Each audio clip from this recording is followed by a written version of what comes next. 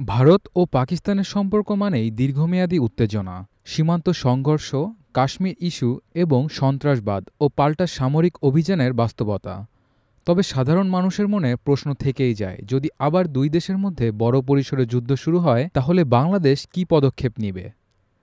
বাংলাদেশের জন্মে ভারতের ভূমিকা ছিল ঐতিহাসিক। ১৯৭১ সালের মুক্তিযুদ্ধে পাকিস্তানের বিরুদ্ধে সরাসরি সামরিক সহায়তা দিয়েছিল ভারত। সেই সম্পর্ক এখনও কৌশলগত ও কূটনৈতিক দিক থেকে গুরুত্বপূর্ণ। গত এক দশকে ভারত বাংলাদেশ অংশীদারিত্ব আরও শক্তিশালী হয়েছে।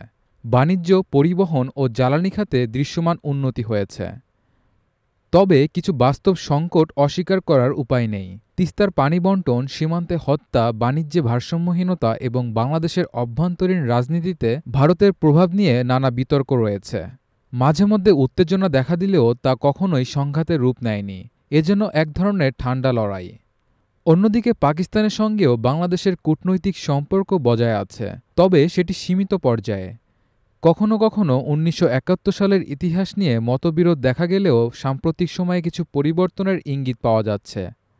এমন প্রেক্ষাপটে দুই প্রতিবেশী দেশের টানাপোড়েনের মাঝে বাংলাদেশ কী করবে তা নিয়ে রয়েছে অনেক হিসাব নিকাশ।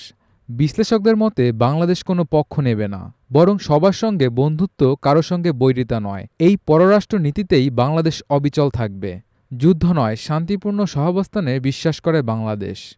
দেশের সার্বভৌমত্ব রক্ষায় সরকার সদা সচেষ্ট থাকবে বলে জানিয়েছেন প্রধান উপদেষ্টা ড. মোহাম্মদ ইউনূস।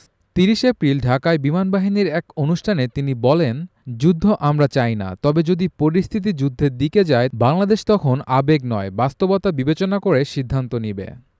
পাক ভারত যুদ্ধ হলেও বাংলাদেশ নিজের স্বার্থ, নিরাপত্তা এবং ইতিহাসের দিক বিবেচনা করেই অবস্থান নেবে। কূটনীতিকদের মতে শেষ পর্যন্ত সংঘাতে নয়, শান্তিপূর্ণ সমাধানে নেতৃত্ব দেওয়াই হবে বাংলাদেশের কৌশল।